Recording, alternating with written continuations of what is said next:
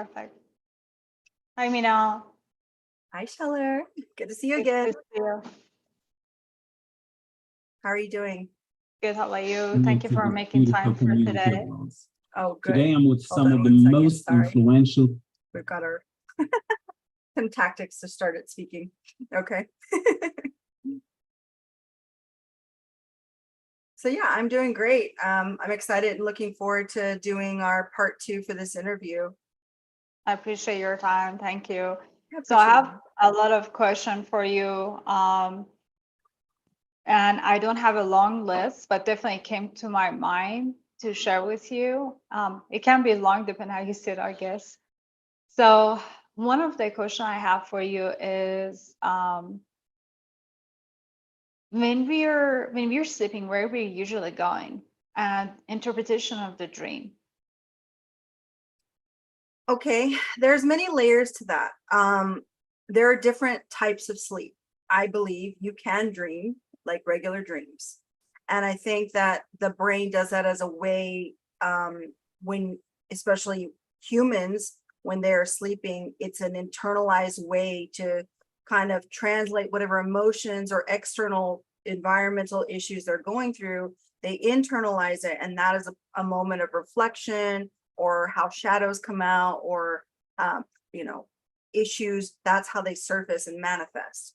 Now that can be a regular dream, but when we're talking about star seeds, there's no such thing as a regular dream. It's not really a regular dream. Now, the caveat to that is that star seeds, if they're not ready for more, they're not ready to see further, this will sometimes manifest in the everyday.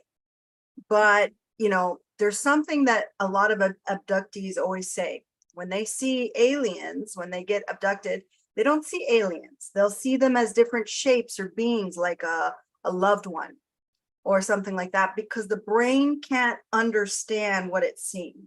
So they just fill in an image.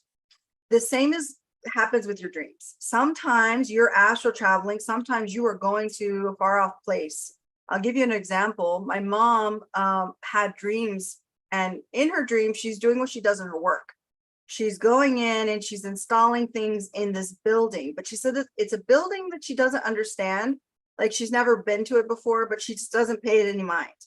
And then she goes and she does whatever she's doing, installing the cable or there, but she says it's not like cable, it looks different, you know, but she's like, that's what she pictures it as. But as she, you know, got further in her journey, she started having memories from that dream, and it wasn't a building, it was a spaceship. And the space, it wasn't cable, it was some kind of crazy, you know, alien tech. But because her frame of reference is only this, you know, her job, her everyday life, her brain just filled in the details, even though, because it couldn't understand what it was seeing. So that happens to starseeds. So that's one aspect. So even if it seems like a regular dream, they're not always like metaphorical. Sometimes it can be very literal. So what you're doing, you could be traveling to different dimensions. You could be traveling to different parallel Earths. You could be traveling within the multiverse. You could just be traveling to within the universe, this universe. So it just depends. It depends on your gifts, and it depends on your abilities, where you're going in your astral. You can also astral project in your awake time, and you can project within even, let's say, this solar system. Like, you can project out of your body, going through the houses, up into the atmosphere, up into space, and project that way. Or you can project to other places on this planet. Or you can, if as you get stronger, you will start to project out in space, and then into the other universes and the other dimensions. But usually, well, I say usually, times are different now, but in the past, it would be you started at one level and you grew. But now, since time is speeding up, people are just jumping all these different places, and you know, it's going a lot faster than it used to. So it's, anything is possible if you're a starseed. It just depends on your level. It depends on how much you practice and with what intention you set. And of course, So- whether you're awake or asleep. Like to give you an example of it, I had a dream. I have a cousin, she's 22, and she had the SUV, and I had a dream that her SUV transformed to a standard car, and her car was green, but in my dream, her car was black Audi. So, and I reached out to her mother and asked her, I said, have you bought her new car? And she's in the college. And she said, no. I said, how's she's doing? She's doing great. All right, no big deal. 2 weeks later, I was just checking again, see how they're doing, family talk. And little you know, I heard that her car was stolen in front of her house and they not buying her black Audi. So is that because my spirit want to know or give them the warning or prepare them for any troubling ahead of the time? Or could it be because my ability is that far-fetched out? Or could be my conscious is ready to project what is coming? So there's a couple, that's a different type of dreaming. So there's also things like dream walking. There are gifts that involve the astral. There's dream walking. There is prophetic dreams. There are most like vision dreams, you could kind of say. So you have the gift of prophecy in a way, you could say. It's like a seer ability. You have the ability for prophetic dreams. So that's an ability. Now, there are also dream walkers like me. I walk in other people's dreams and they are aware of it and will often tell me about it. And I either to do work or sometimes it's just to hang out. It just depends on what I need it to do. So yeah, it depends. That's a gift. Those are gifts and abilities, and not everybody has those. So okay, thank you for explaining that. What about if you're dreaming about a situation or scenario helping somebody else from different timeline and physically getting hurt in that time, but when you wake up, you still have that physical pain? yeah, I mean, that kind of goes back to the old stories where like if you don't die in your dream, right? If you die in your dream, you die in real life. You're a master manifester, right? You're a creator. So in a matter of speaking, in one hand, you could say you were creating that timeline, you were going to this different dimension of your creation, experiencing this, but you're still tethered to this dimension, this body. So that tether, that cord is basically, that silver cord is enabling your body to feel the effects because you are manifesting in another dimension. So even if you're traveling to other dimensions, unless you're a disembodied soul, you're going to affect your body. That's the same for if you get abducted in your sleep, you got abducted. It still counts. So yeah, absolutely. I mean, that's why if you notice the dreams, I don't know if you've ever had dreams where you get killed in your dream. I used to have those dreams all the time. And you always like either wake up right before or right at the moment of your death. And I always suspect that those are parallel. Now that I know my gifts and abilities evolve into parallel, there are a lot of races that have the ability to travel into parallel Earths, travel into parallel dimensions. These are not dimensions within this universe. These are dimensions within other universes. So this is multiversal traveling. So of course, if you stumble across a life, a variation of yourself, and that being could die, you could experience that. It's like getting that experience without the consequences, kind of, because you still wake up and here you go. I mean, it's, there's a lot of ancient, a lot of older scripts that talk about, when I fall asleep and dream that I'm a butterfly, am I a butterfly dreaming of being a human or a human dreaming of being a butterfly? So, I mean, you're kind of crossing into the existential here a bit, but yeah. In a matter of speaking, you're traveling to other dimensions. Maybe you're even traveling to parallel Earths. So you're seeing a version of yourself that is getting hurt or has this injury, and then you're experiencing it. It depends. Are there differences in the dream? Like, is it exactly like your life in this world, or is it different? Do you look different? Are there differences that you could notice? Are the people different? Then it might be a parallel, like dimension or Earth. So. That makes sense. Thank you for explaining. What about like national disaster also? like, before that happened in different state or city or country. And next thing you know, it's like you're seeing that evidence is happening. I'm a prophetic dreamer as well. So I often get dreams or visions. I also do visioning. So when that happens, especially in the dreams, you're essentially seeing a timeline, a possibility, especially if it's future oriented. Then you're seeing a possibility. It's a timeline, just like anything else. You can view other timelines. Again, if you can travel within dimensions, and if you can travel with multiple universes and Earths, you probably have the gift to walk between timelines, which means you're probably an ascended being. But we'll get into that, when we do your report. But yeah, that probably means you're specific certain races that have that ability. So you are walking in a timeline, seeing a possibility. And that is giving you, just by seeing it, an opportunity to change it, whether it's energetically changing it or to change it by your actions, thoughts, words, feelings, all of that aligning up to manifest a different timeline. I also used to see, I'll talk about it now, but it used to be there was a timeline, apocalyptic timeline for this earth. And it was going to happen in 2030.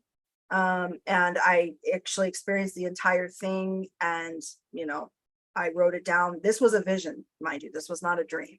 And the vision was so powerful, it sucked in 6 people who were around me into the vision. They all experienced and felt what I was experiencing for 30 minutes. This lasted. This was terrifying. Actually, it was very terrifying for everybody. Oh my God. And I became consumed by this, everything. I was like focusing on, how do I change this? How do we stop this? And what I realized, that this was a possibility, a timeline, I could change it. I could negate it. And this was back in like 2016.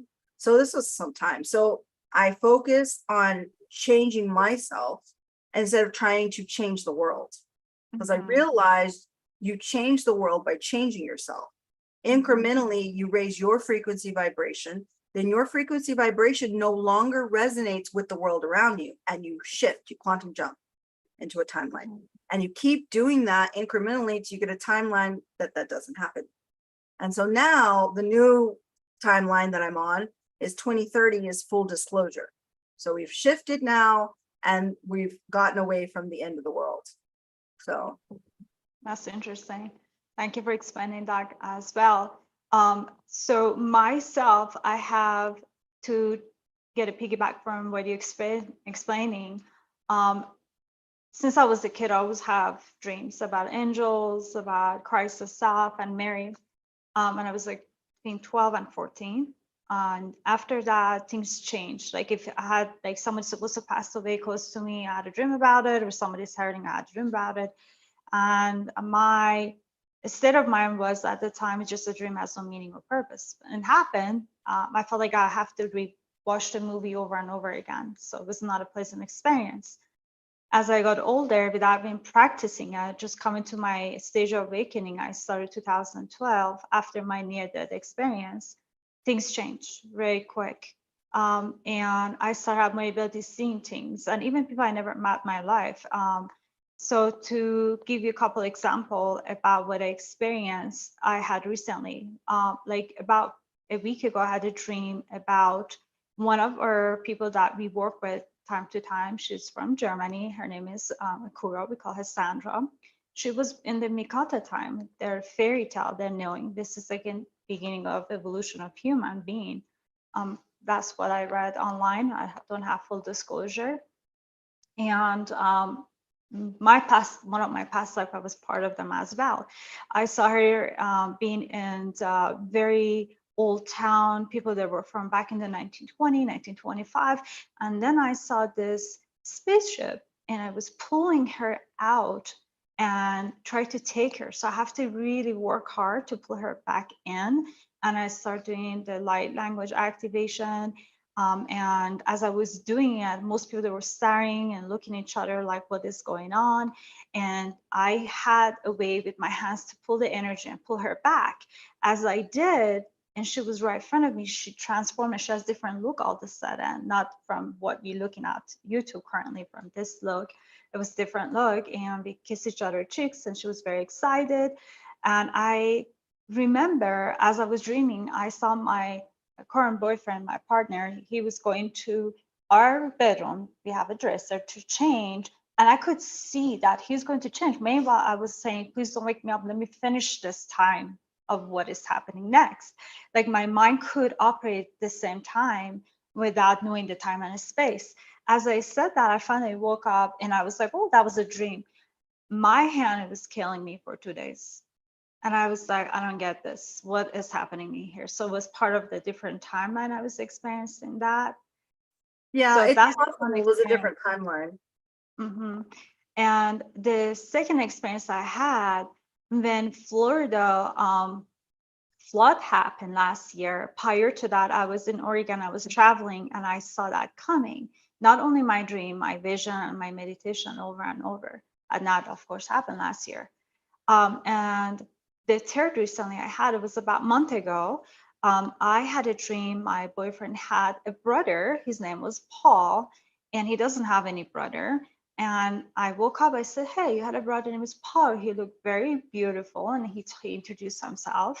And I was like, "You don't have a brother." That was interesting. And he called his mom and he asked, and I said, "Maybe she has a miscarriage." Short thing, she did.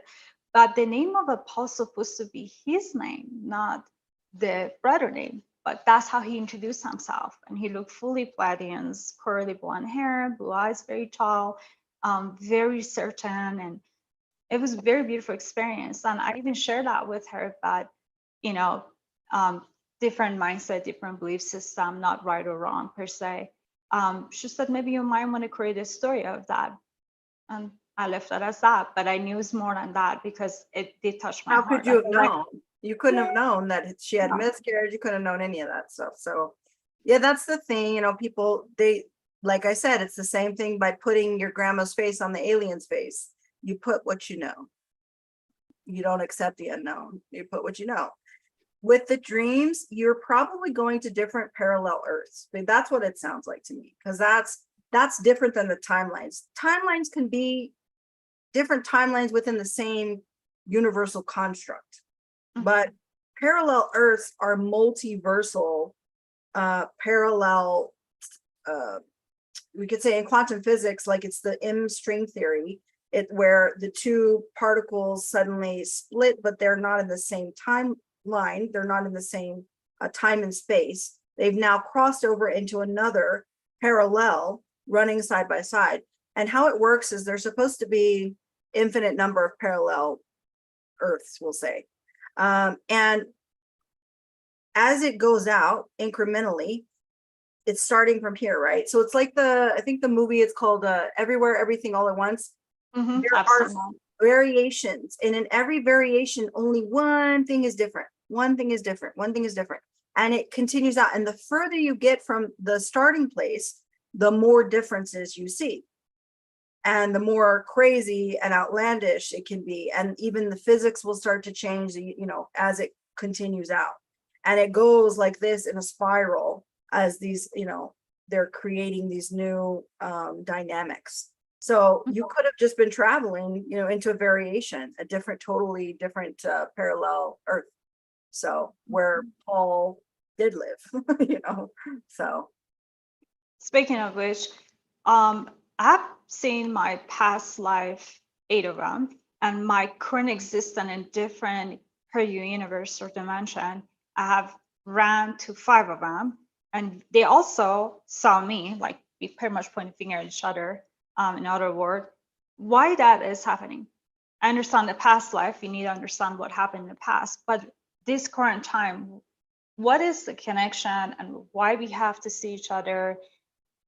And is it something to do with every Guru said, you are one thing with everything. We have to see all of our aspect of ourselves in different country, knowing it's the same genetic, and how they united with each other. How is that possible that part of me in different country can see me? And I'm not even dreaming. This is my real vision. So it's like, are you talking about like karmic connections, or are you talking about like seeing other facets of yourself? Other Because, facet of myself.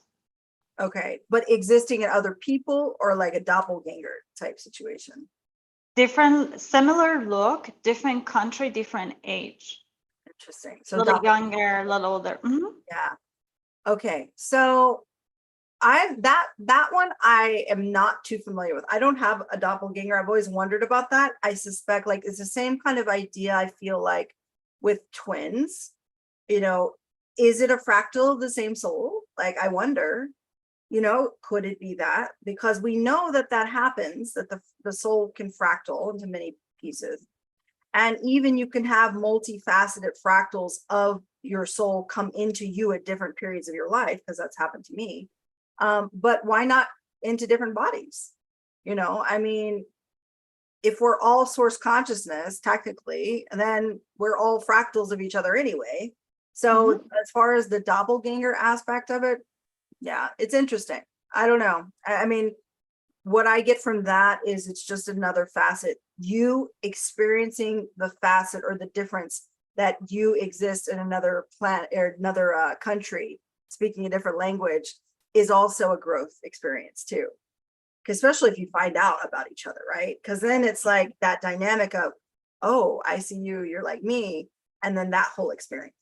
But if they don't know about it, yeah, I'm not sure what the real reason is for that one. I just get that it's again multi aspects of ourselves, just experiencing another aspect of source consciousness. Great, thank you. What about reincarnation? I've actually myself experienced that, seen that with others. Their father died and they're pregnant couple, and all of a sudden they have son, and it is their father, old soul, old look, but the physical is illusion, we both know. And how's that work? How's that they coming back? Is it because they need to clean the karmic aspect? Is that, even let's say they don't have a karmic aspect, everything was great the previously life, is that reason that they coming back to remind them of the great experience they had? What is the really purpose behind that? Why they keep coming back? So if they're human, they have karma. They're stuck in samsara. They are stuck in the karmic cycle, full stop.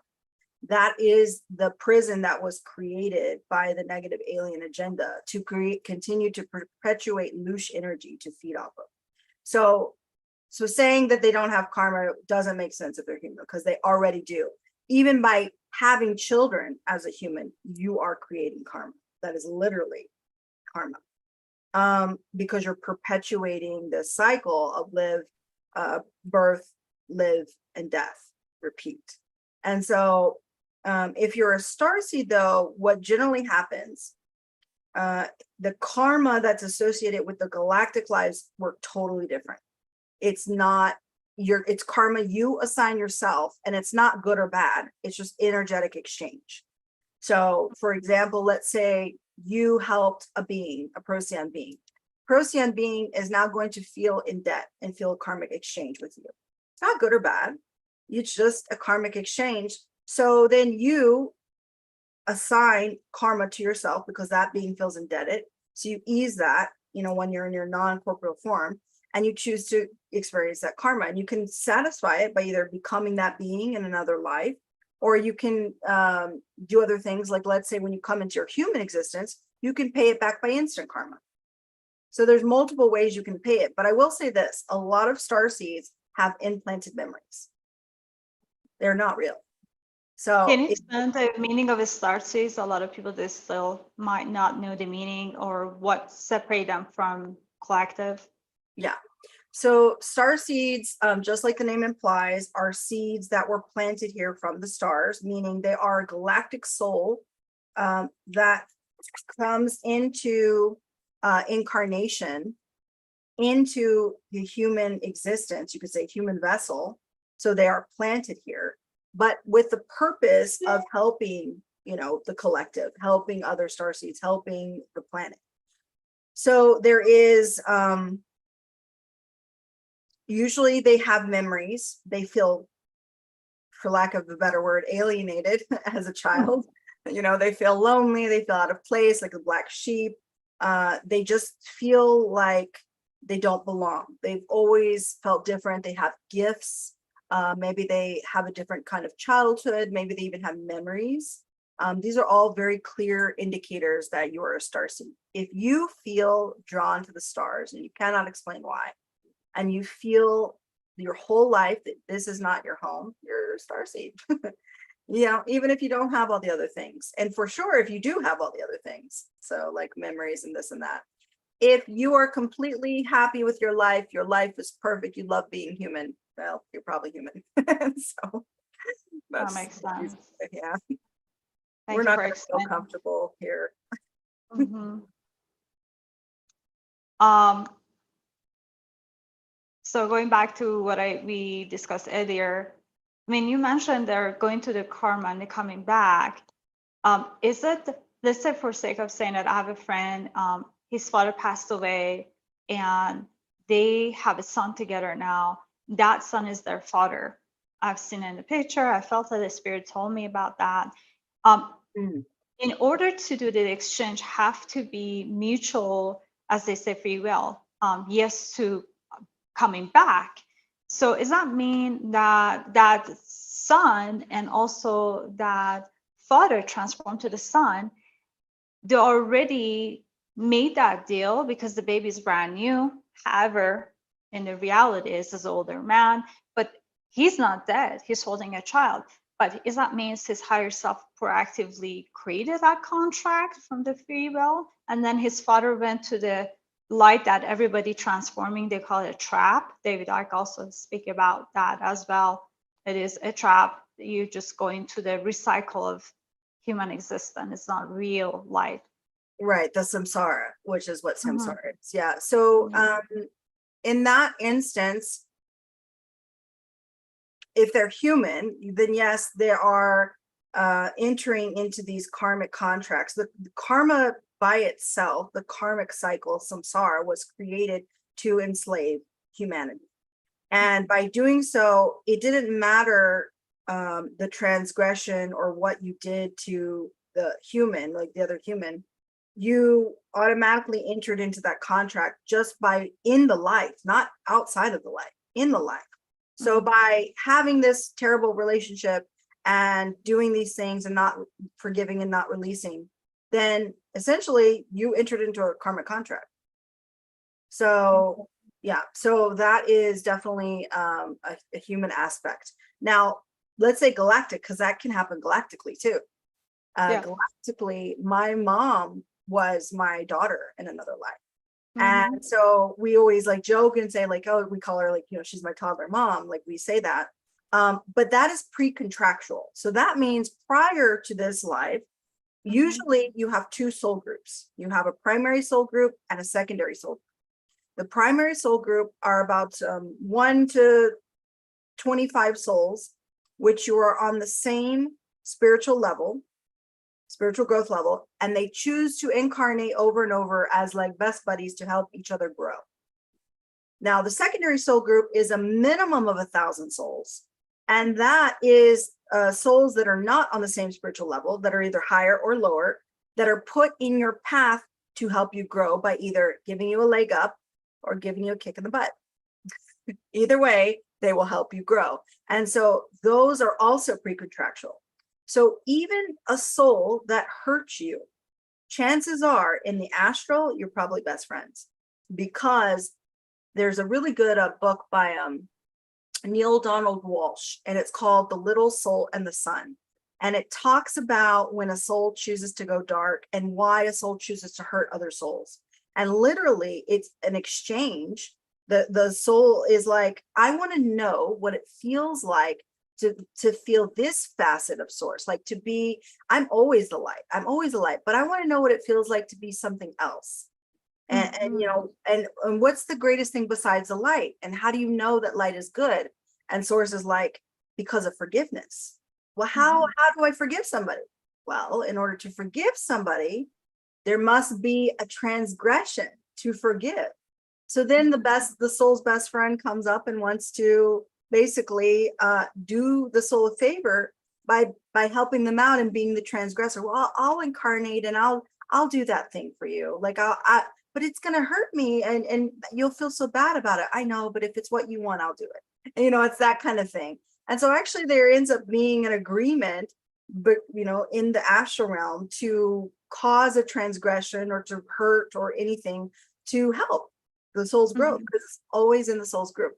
Both the light and the dark are always from source. It's everything, the good or the bad. And this separation from that and this spiritual bypassing of always being in the light and this and that, without recognizing and appreciating the darkness and the growth from the darkness is not true. It's not authentic, because source is all of that. So the karmic process is all an agreement. So yeah, absolutely. It's interesting you're saying that, because I have ran to multiple people in this timeline, and we had a past life together, and I knew exactly what needed to be changed after hiccups, not prior to hiccups. We're talking about the conflict, the little exchange of argument for sake of saying it, but then it transformed later. Why? And also, I have a daughter. She was my mother in the past life. Gaia told me that.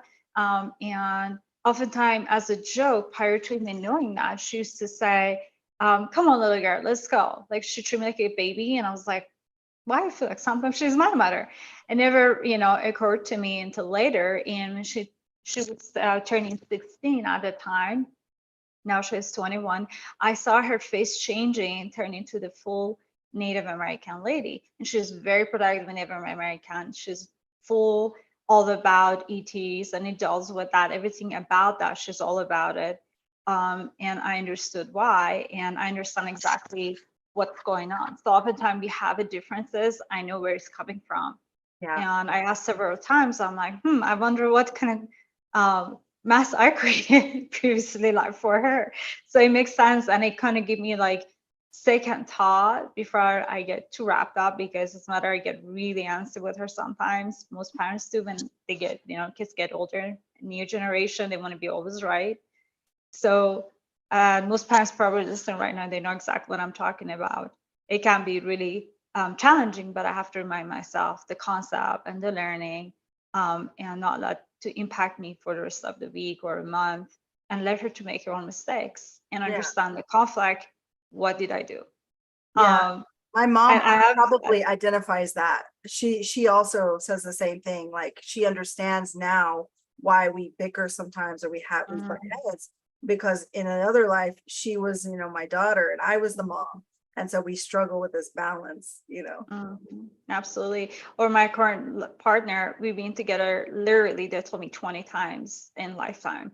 And I saw some of it. And I had a friend of mine, I met her in the ceremony 2015. She also did some session for him, and she's exactly what I saw proactively, and close friend as well. So, and it was the same exercise, like exchange love, being patient, and same over and over. In some aspect of the language barrier, sometimes I have a deja vu. So it makes perfect sense. Thank you for explaining. Yeah. My bigger question, it's about career. So, we are in different timing. All the old time stuff is also coming back. The ceremonial, the retreat, the old plant medicine, food, everything all together. However, in a spiritual community, it has some negative aspect from outside if they're not in it. They're being known for broke, weirdos, out of the line. Pretty much that's what you said earlier, black sheep. They don't have any talent. They're not well speaking, and they're not educated enough. They don't know what they're doing in life. They're just a bunch of hippies. They're very crystal, walking around saying things that's out of this world, and they're trying to fit in the box. I have to agree to some aspect, not all of it, but some. I've seen people that projecting spirituality and they creating religion, pretty much as other or a cult, church belief and cult. Oh yeah, I've seen that. I've seen that also with movies and things like that nature, in some documentaries. It's been around for centuries. Most people, they think, okay, great. Now you have all this ability. What are you doing? Moving mountain around, and you're doing what? And if it's, you can't prove the fact, you're just making stories. You give me some sort of a Spider-Man movie. Get out of here. And they don't give you the respect. The real people that they do have a gift, I do believe. I seen it with you. I seen it with myself, Natalie. Matter of fact, I just reached out to her a couple of days ago. She just came out over to my vision and working on me. We don't identify by things. We just have a normal life, wearing normal clothes, being normal people. And we don't push the agenda to do this in order to get there. Follow this philosophy to get to the next step. It's very organic, and people, they're feeling it. You can't hide a feeling, just like kids, they feel adult feeling. If they're not having a good intention, they go backward, they don't want to talk. Same with the adult.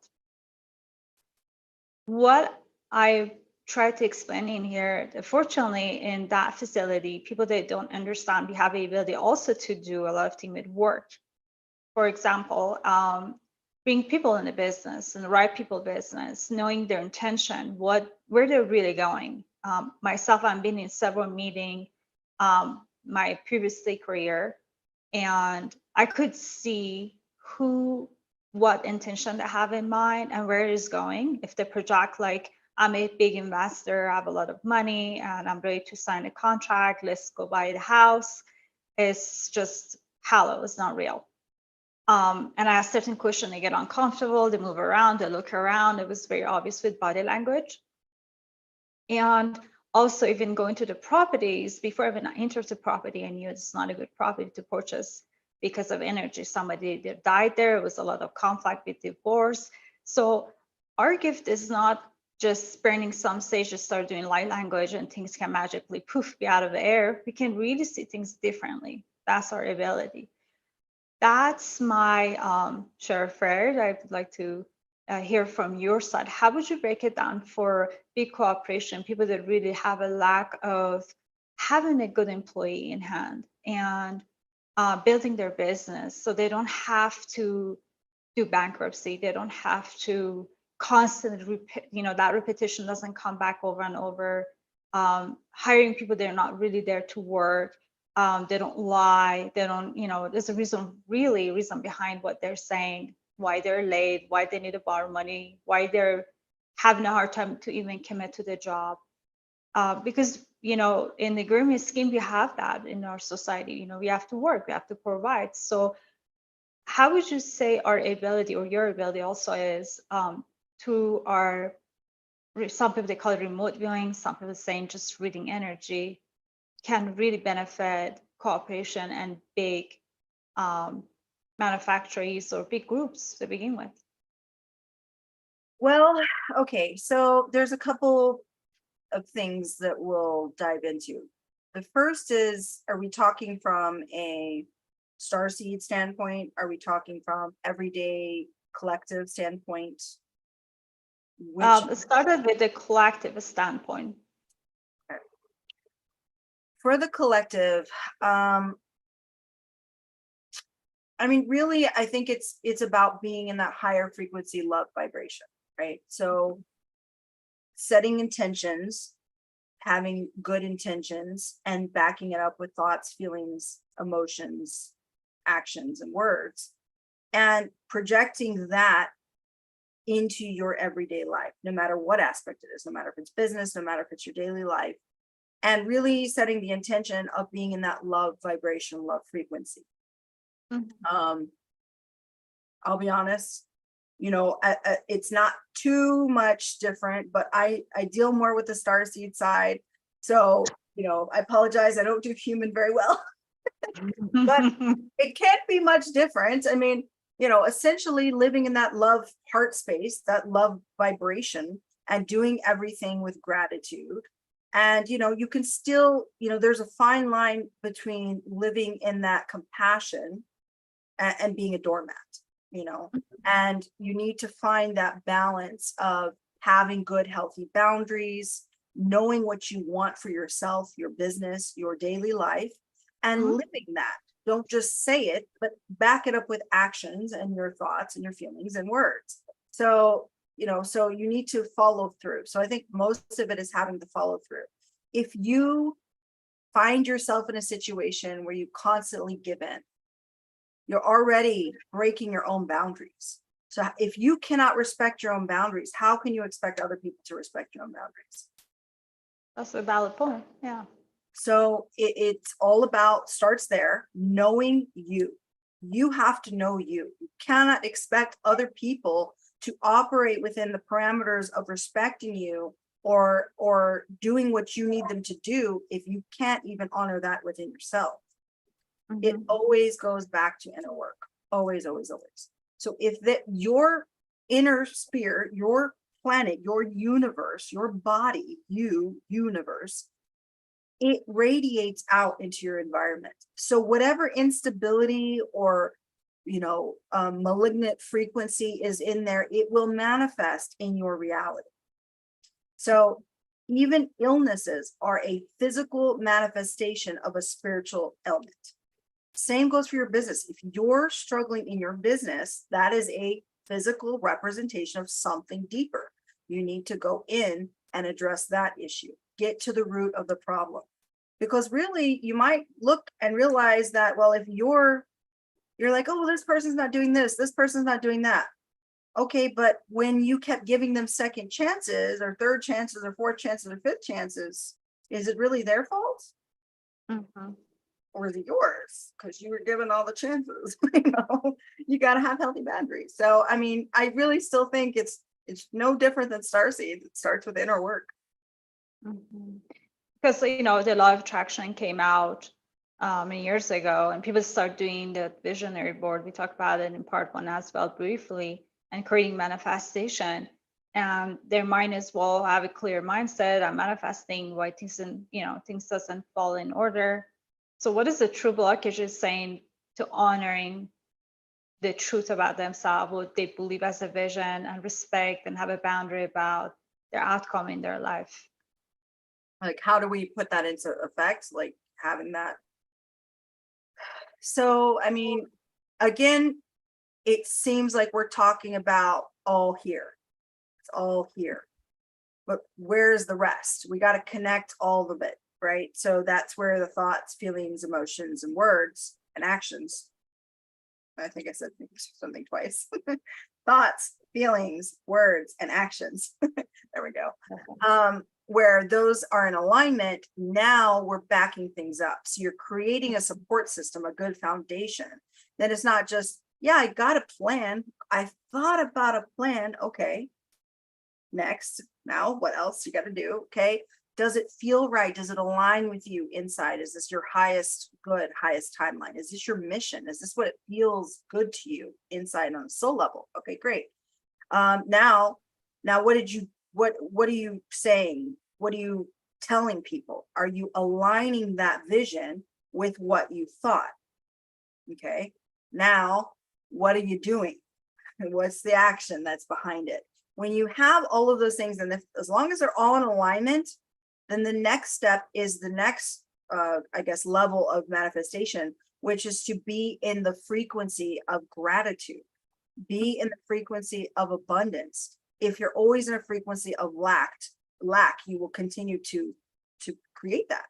So don't think about what you want. Don't think about even what you need, because again, that's all from a space of lack.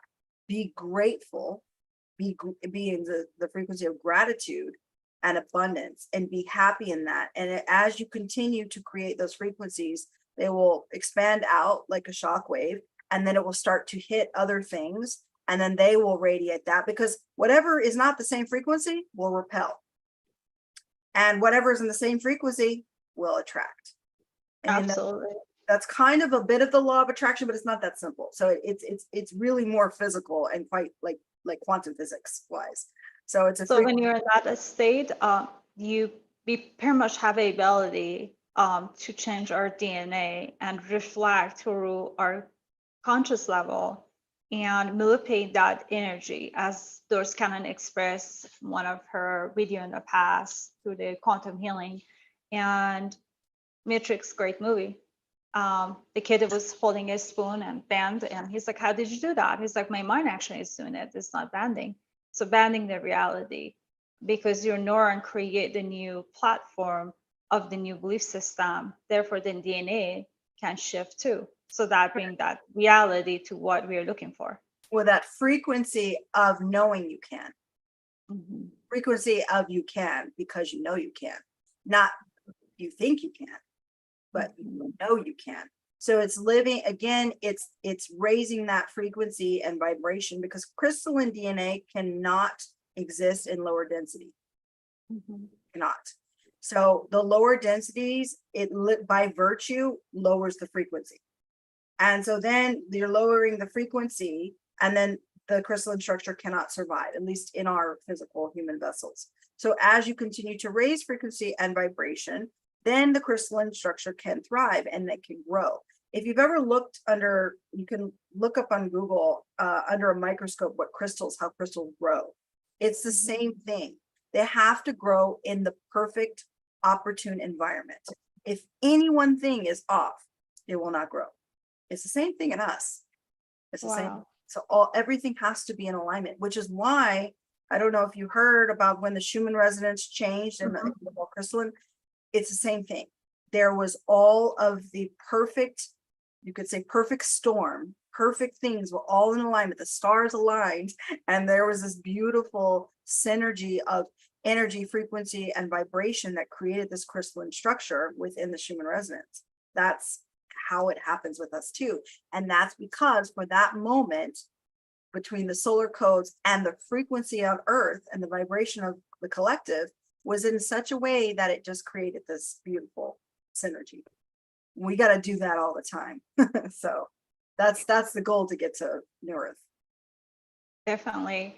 I had a client recently, and she was expressing to me, she does manifestation, she has, her heart is open, but things wasn't going well for her in the sense of finances. And then she said, I did more coming to the understanding everything have to match up or be in alignment. So I did that part too. But it was on and off, 1 week good, 1 week bad. And because I study hypnosis and I study, my major was psychology, so I understand what can be cause effect sometimes, the way they express. And through my spiritual gift also, I can tap to the vibrational voice. Where is the really old patterns coming from? And the spirit told me instantly, it's something to do with upcoming of being in the family.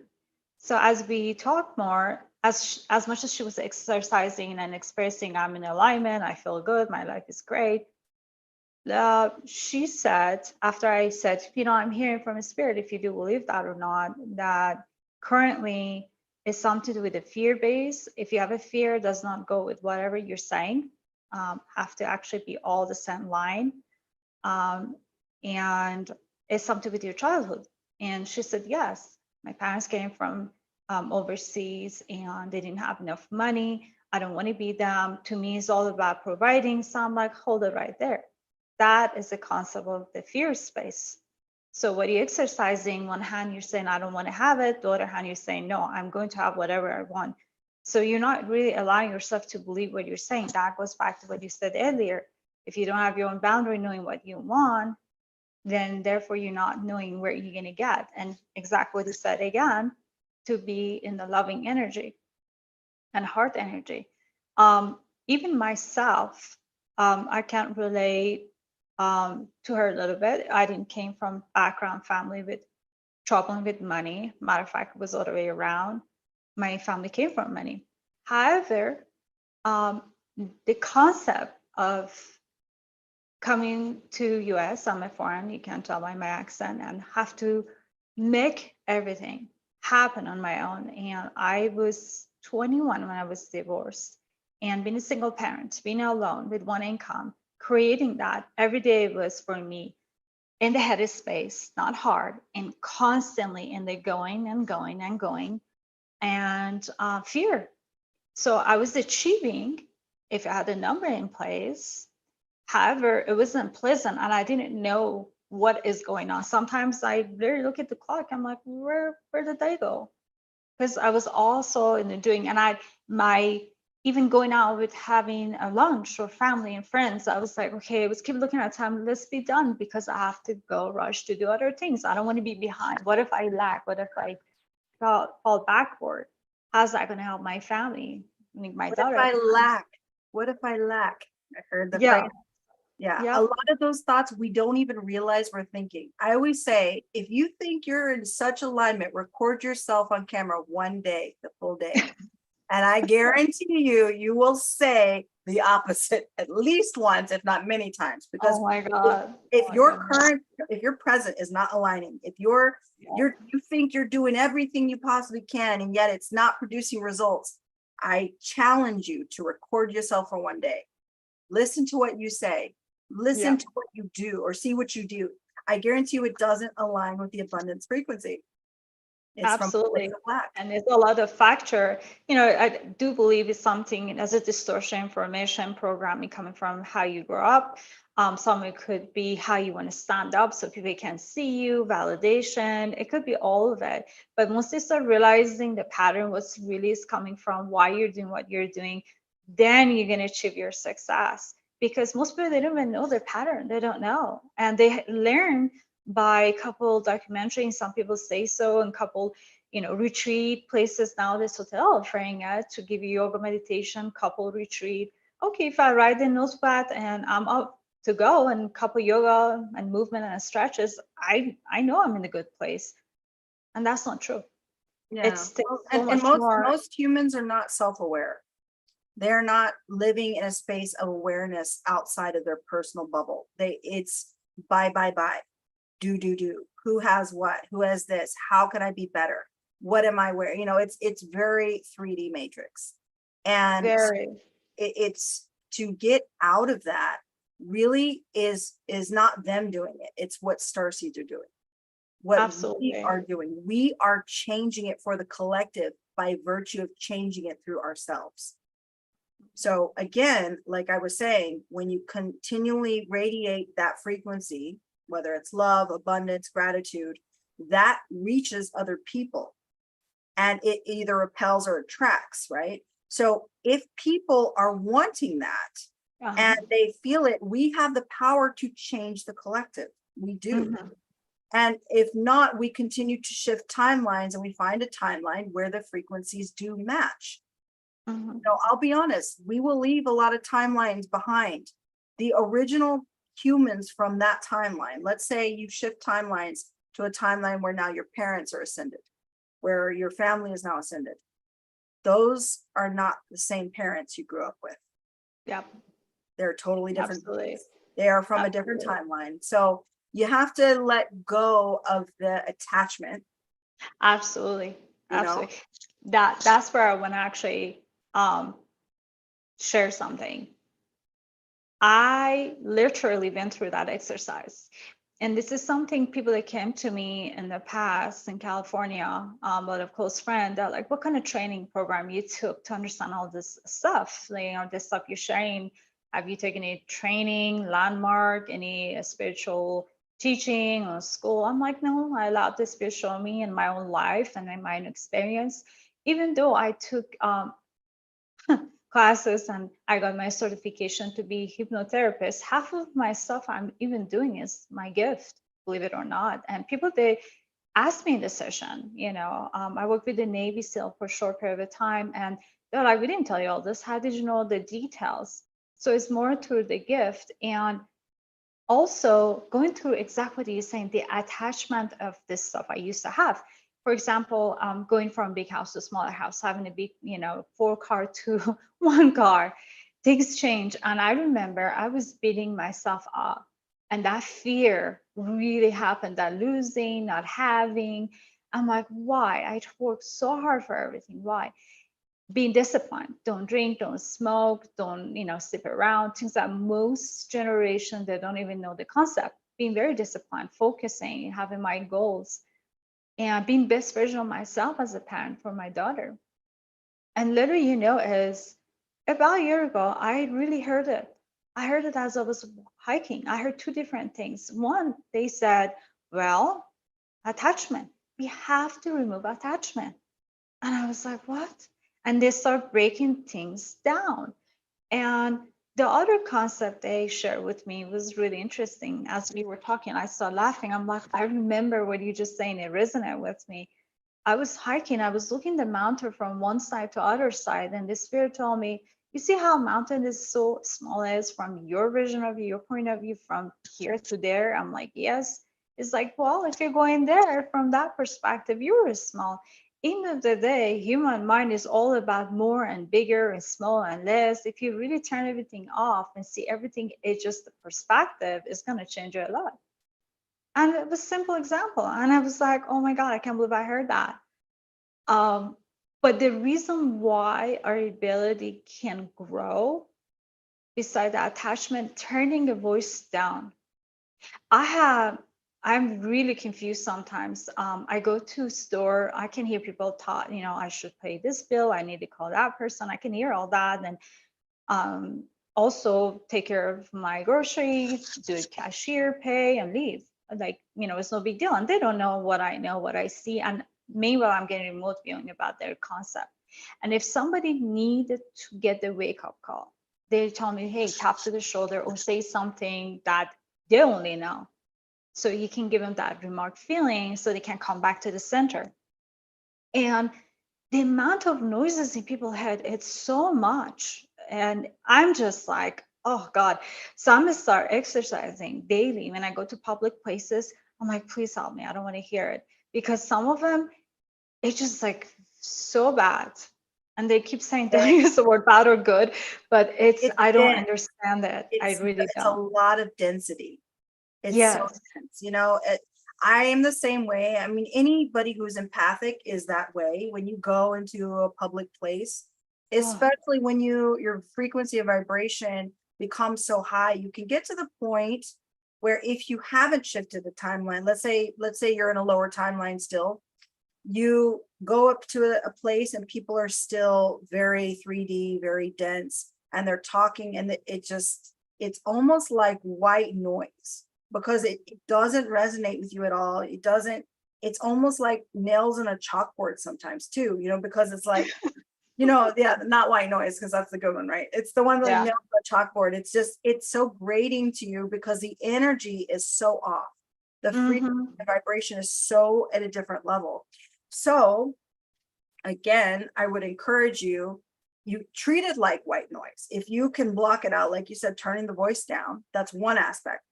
Or you continue to shift timelines and raising so that your environment raises vibration.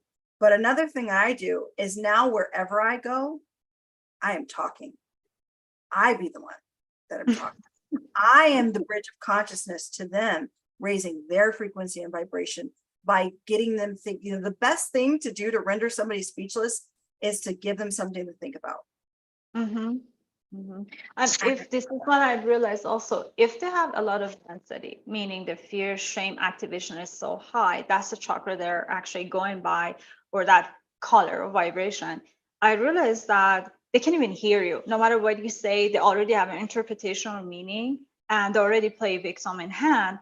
Versus really understand, hey, maybe I need to listen. It's going to help me because I'm sure they've been in my shoes before. They're coming from some point of their own experience, or maybe they mean well, but they're really quick to respond. And also because the energy is so low and the entity is creating more aspect of the true self, and it's not even them, they're almost been in the hypno stage without realizing it. You did you see something else is controlling? It's not even them in the true environment, which means it's very scary to to try. But when you talk and you say they say something completely opposite of what you're saying, or they change a gear, um, but I definitely agree with what you're saying to allow, and you start being a leader in the conversation, because when you have a clear conscience, I truly believe that, and Bishar talked about it many lifetime, and you no matter what you say, it changed the environment. Even they pretend to still play that deception aspect, They have nowhere to go because the light with the individual is so loud. Nothing else can hide it. I witnessed that recently. I had a friend visiting. I went through that exercise. I literally have to block the friend I visit. You know, he came over and visit, and I meant well, and I was doing the healing for him as well. But I had to put a pause because I started realizing what's going on. And I know it sounds really out of this world, but to understand really from this physical form, we have a protection. I have a dresser in my bedroom, 3 doors in the morning, it was wide open. And I was like, what is this? And how that happened? I always close the dresser doors all the way down. And then I heard a voice, the spirit told me, we want to get your attention. Meaning, no matter who and what at one point of your life comes through and creating distraction or distortion, you will always be protected. So do not shy away to express your voice. And that day happened in 8-8. Because people that were looking for magic, the magic is when you're really anchoring your true self. You're embracing what you know. I remember it was part of it as we were walking and hiking. He says something very interesting to me. He's like, everything you practically channel, I'm telling you, you were right about it. You want me not to tell you were right? I take it away. And I'm like, no, it doesn't matter if I was right or wrong. It's about you. Are you going to take a new avenue in your life?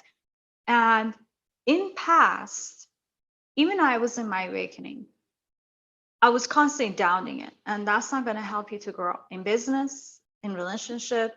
When you really know you're knowing, you don't sit around waiting for validation. And that's the true aspect of self-discovery. Because spirituality is not a religion, it's a self-understanding, self-discovery. If you really know who you really are, no one and nothing can take that away. It's so true. And you don't have to wait and debate, do they really know what I know? Because it doesn't matter. It's your life, it's your reality. And no matter what, we don't have the ability to prove everybody what we know right now is true. We don't have those are fact, but what we do have as a truth and a fact is what's going on globally, what's going on through our government, what's going on with our health, our food. I mean, Well, I'm even, feeling even the that, vibration through the earth. even that, Mhm. we're going back full circle to zero attachment, Yeah. zero sum field, coming back to the level thing. You can't change things outside of yourself in the direct way that people think you can. You change it by changing yourself. And again, it all goes back full circle to not having attachment to the outcome. Don't have attachment to the outcome. Focus on the inward, work, and then that will project itself outwards. I mean, so that's really what it boils down to, is again the attachment, not having any attachment. So if we can create a platform, for example, for people in the business, understand this method of, Starseed spiritual awakening is not about the same language barrier over and over, the alignment, the higher self. They understand is everything in your life that you go through day to day, from the moment you go to a store, to the moment you buy a car, to the moment you buy a house. If we can bring something to their current timing, what would they feel like and looks like? You mean as far as how can we bring the spiritual into the everyday, or Mm-hmm. To understand the current time, this present moment, current time, let go of the attachment. It's some people attachment to them is not about their cars or house. no, It's about power. it can be pattern, I'm in this position, I'm the title, CEO. conditioning. It could be attachment to what you think you want, what you think you need versus what Mhm. you don't need really anything, even the most basic necessities. Again, that is an attachment that you create, for yourself. So you may think you need that drink, you may think you need even the next meal, even a next drink of water, even those basic things. Really, it's just a projection of your existence. But how do we bring it down to the everyday life? if you're a master manifester, meaning you're creating your reality, your thoughts are manifesting your reality, then you have to understand that everything that happens, that you do, that you say, that you feel, that you think, are a reflection of that. So everything that's happening on the globe, let that fall away. Don't think about that, because if you focus on that, you're going to create it. You're going to perpetuate it. You're going to align with that frequency. So I don't even watch the news anymore. I mean, there's some things that are in my frame of awareness, but I don't let it influence my field. You can be what is it? Be aware of it, but be not of it. You know. Mhm. So there is that, again, that detachment, again, not being attached to that.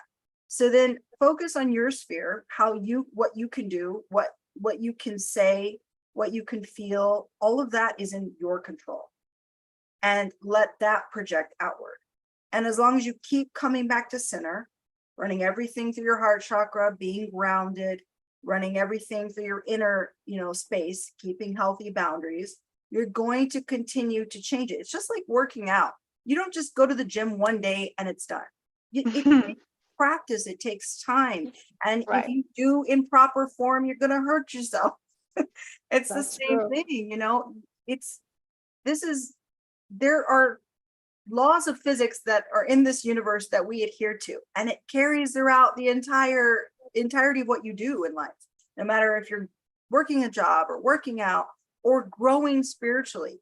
You have to continue to do the same things. When you are saving money for a job or for a house or a car, then you are working towards this goal. You're working a muscle, which is your exterior body. Okay. But if you're working out, you're working a muscle to build, heading towards a goal. If you're doing spirituality, you're working your muscle, your third eye, to build yourself up. So it's always going to start in baby steps. So just start small, little things, Mhm. little successes, little victories in life. Focus on that. Absolutely.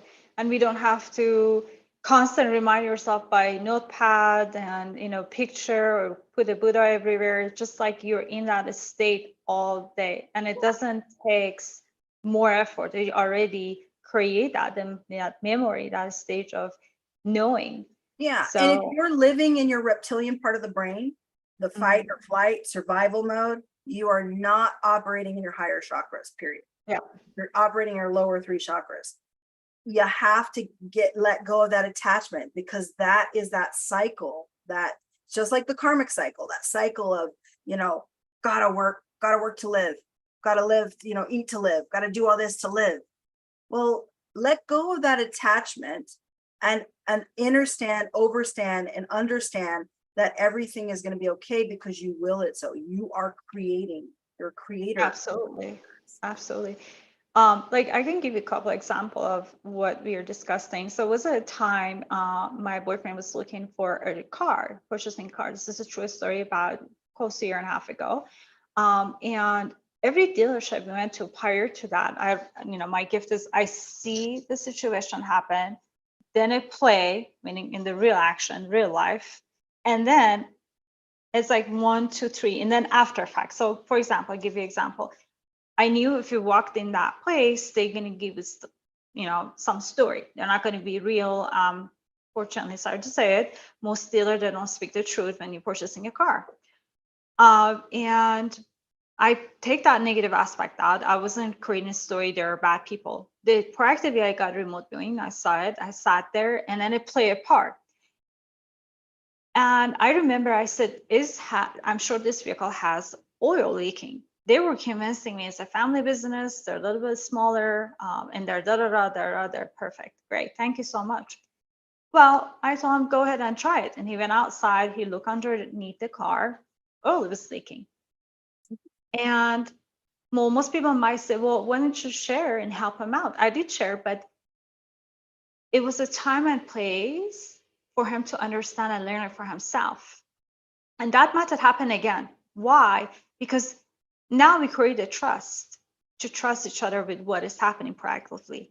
The second episode was also for him to learn. Did he learn the first message?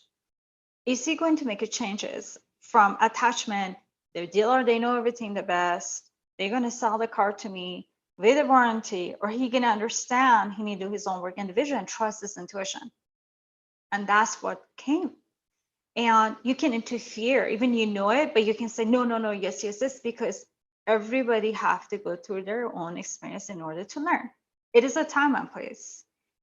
However, in other aspect, if it's creating some sort of a bigger a threat, then you have to say no. Or I have to be like, for example, other aspect of it is Way and let them go through it. yes, or the house. We were looking for purchasing a house, and every place we end up going to, I knew something is off about repair, mold. Even some agent was honest enough to share that experience proactively, or if somebody died, I could feel it. If there was multi-divorce was happening, they weren't going through the right paperwork, I felt it.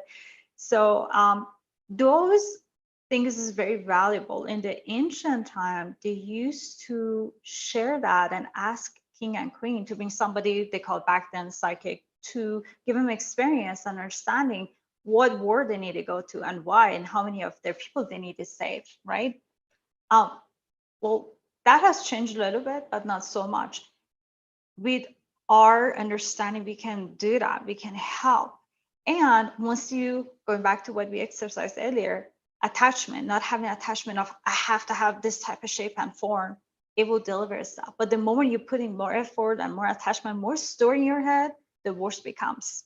Or you tell yourself, oh, this is a bad day. I'm going to go to every place to purchase a car. Every single person is going to give me a hard time. So I truly believe that this new stage of life we're in is going to change a lot of things for people. I'm feeling it, I'm hearing it, I'm seeing it. And I'm also seeing a lot of people that are confused. I don't know what to go about. It's nothing to do with the news, just daily life. They're very hazy, they're very confused, and they're very scared for what is next, what is coming next. How should we prepare? And end of the day, what I'm hearing over and over again, especially middle of the night, they have a tend to wake me up. The spirits wake me up at 3 a.m., 4 a.m. And I get most of my downloads late in the morning, early in the morning, late at night. They share with me over and over, it's not about to change the entire collective. It's about them change their view of life. And I was like, wow, that was very powerful. So, and the reason why they call our name Chosen One or Star Seeds, we volunteer as Doris Cannon exercise in her method to be here to help collective to see things from their self. We're going to be example. And when I had a vision of my timeline in the future, that was about a year ago, I saw every city that had their own mayor. Like, it was not what we have now. And it was super futuristic, everything, more than where we're at. And what I saw also, it was peaceful. It was not hazy. It was not chaotic.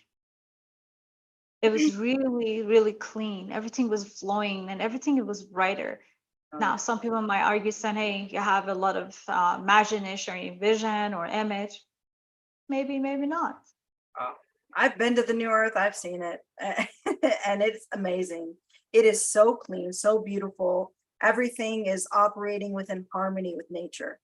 Everything, and there's no more monetary system in the way that we understand monetary system. What I saw, everything was environmentally sound. We took in harmony, working with Gaia. And so there's none of this waste and chemicals and things like this. Everything was more organic, even the structures, even the what they used, you could say tools, I guess, but everything was in harmony and with balance and higher frequency, higher vibrations. The air was cleaner, everything. And that's, I mean, it's a beautiful place. But in order to get there, again, the whole point is raising the frequency of Earth. That's the Schumann resonance. Also raising the vibration. We are affecting the collective in the sense that our vibration affects, just like, maybe a bad example, but just like a little candle can spread into a big inferno, our light spreads outwardly. because like ripples, like a shock waves, we spread outwardly, and as soon as it hits something, it spreads, and then it continues this ripple effect out.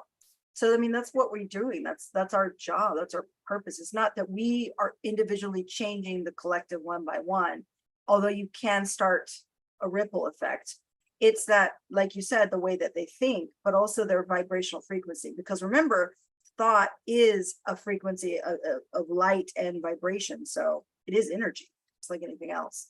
So we do have to shift Absolutely. higher for sure. I came across, I believe, to be precise, 3 months ago. Mhm. I go to this place and we get like food time to time. And I heard the spirit told me to the person who was serving us the food, it was a young man. And they said, tell him, please be kind to his father. He's sick. And I said that. I had no idea what's going on. And I sat there to have my meal. And all of a sudden he came back. He's like, why would you say that? And I was like, because the spirit told me, if you do believe it, that's what I heard. And he goes, no, I do believe it. And then he pointed finger at the picture he had right in front of him. And I was saying, please donate. And I was like, what is that? He's like, it's my sister. She passed recently. And she maybe has something to do with this. Was it her? I'm like, no. And he goes, all right. And I could see that he's a little analyzing what's going on. I could hear his internal, like how she knows. And the nervous laugh came back. And I left my business card. I left and I got called. And his brother called. He said, do you have time to meet my family today? And I did. Before I left, I put the intention. I looked at her picture. I said, do you have any message would like for me to share with a family member? And she did. What she exercised was, even the body is dead, the conscious is always alive. And I came to the family. I literally, just like a movie Ghost, she came inside of me. I'm not exaggerating. They're still alive. I would love actually to do some video meeting with them. They're a beautiful family. And I start talking like her. Even the body language was like her, and she had her dog there. And the dog, out of 15 people in the room, came right at me because, it was her energy. And I started exercising what's really going on and where the mind is settling. And what she shared with me was, in that moment with a family member, mom, dad, and her 4 kids behind, she was fortunate, 34th, had a mini stroke. She passed away. And she said that, the thing is, my family, when yourself, you might think when you die and you're gone, but not really. The mind is always here, and the mind is going to remember everything like a video. And everything and every feeling you have for individual, it comes back to life. So whoever you create good feeling, in that moment you're feeling it. Whoever you create a bad feeling, you're feeling it again. So, and what she expressed to me was, whatever activation you have as the karma aspect and the feeling still exists to the conscious, that's what it is. That's what you feel when you dying or passing away. I call it transitioning. And she said, because I love my mother so much, I'm going to transition to her so she can have my vitality to take care of my 4 kids. And that's my transition. That's my gift to her. I'm not kidding you, Mina. It really touched my heart. I did some light language and cleaning. I felt what is coming.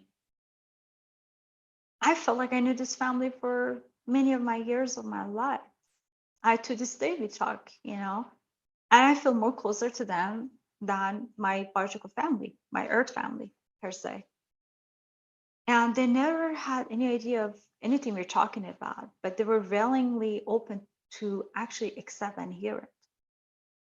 And I want people that are listening right now to understand, tomorrow is not guaranteed. Today is your last day. By all means. Doesn't mean you have to be in fear. Just make a better decision in your life. Just do the right thing in life. Stop chasing and Googling what I need to do in order to be better. Just really listen to your heart. I don't see any of this past leadership or mentor or gods touch their head. It was hard.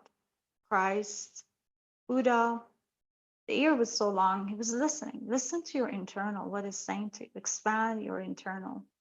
That is your true gift. Stop listening to what people want you to be. Be yourself. Stop worrying about others. And that's the exact reason why I have this interview with you. Because what my mission is also yourself, despite the fact I saw you in 2020 through Palladian's family, you literally came to my vision. I have a picture of it. The year and the time doesn't lie. What came to me that this is all just a dream and we're living in it and need to make best out of it. And we're truly here to come back to, I call it soul family. I truly believe it. I came to many people already. In my life, I crossed path their life and they remember some past life together. Everything is just the conscious and everything is just the hardest space. The more you're living in it, the more you're going to start feeling sincerity and happy stage of life. You don't have to consume yourself with antidepressant and look for the side effect.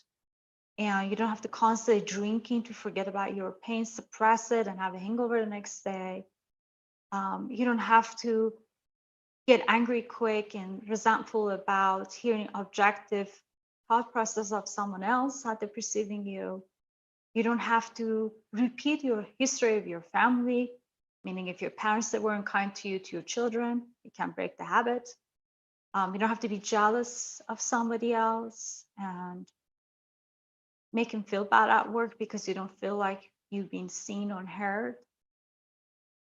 This is a very valuable stuff. And that's the reason why I came here, because my gift it came from really the family that you're part of. And when I was hesitating, I had a fear even sharing my voice because of, the people that listen to me right now. Some of them, they're not from this perspective of how we speak or think or feel. Although we can tap to their true self of what they believe love. Everybody's looking for what? Love. Every movie is about love or fear. They can relate to that. It came from sending what I came from. I asked Gaia particularly 2020, April 29, 2020. And she said to me, you're not from this galactic. You came here to be my voice. And that resonated with me. And that's where light language just started transforming as well. And she gave it to me. Literally, I saw the whole transitioning. I remember every part of it. And when I came to this platform and started talking, not just this episode, even last episode, I took it seriously. It is a responsibility for all of us, because what we're expressing, we can't either break somebody or make somebody, because it's the energy we're putting out there. And I realized it's not about what people think of me or how they see me. It's about the message need to be delivered. Yeah. And as the impact, it really hurts me to see people they don't see the beauty. They're so lost. I've seen so many people, they're into their head and number and pay the tax, pay the bills. We all have it. But they can't even enjoy their own garden. And the new generation, unfortunately, they have no idea how to survive and provide. If something goes down, if you don't have a power by tomorrow, by all means, we have no phone, we have no influencer, I have no idea what to do, how to create, where to go. So with that said, I really putting intention, whoever listen right now, really, really start taking mental note, where they're at in their life, where they want to go, how they want to make their life better.